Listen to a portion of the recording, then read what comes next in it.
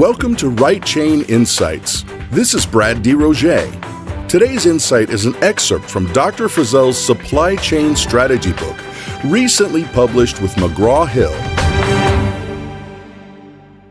I have led more than 300 supply chain seminars and conference programs. I have had only one situation where students were literally willing to fight over an issue. It happened when I was teaching our Right Buys seminar. One of the students was the head of sourcing and procurement for a large auto company.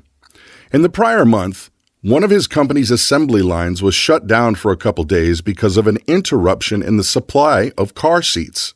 As it would happen, another student in the class had custom ordered a car from that company that was supposed to be produced during those same days in the factory where the shutdown occurred. Evidently, the student wanted the new car to impress a friend or business associate.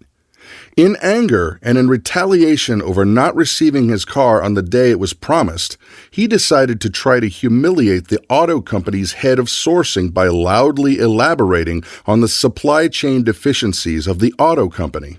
The procurement chief was quick to defend himself and his organization. When the disgruntled customer started to speak again, I worked to politely calm the nerves. When he and the procurement chief continued to debate under the tone of my lecture, I finally had to ask them to either step outside or dismiss themselves from the seminar. Can you imagine a high noon draw over a car seat? Sourcing and procurement decisions set up the supply chain for ultimate success or failure. Unfortunately, the professionals who work in those areas are the least likely to be educated in supply chain management and are the least equipped with the tools to work through the difficult trade-offs in sourcing and procurement. I remember being so surprised and encouraged the day the head of sourcing and procurement at Honda called and asked that we lead them through our full set of supply chain courses.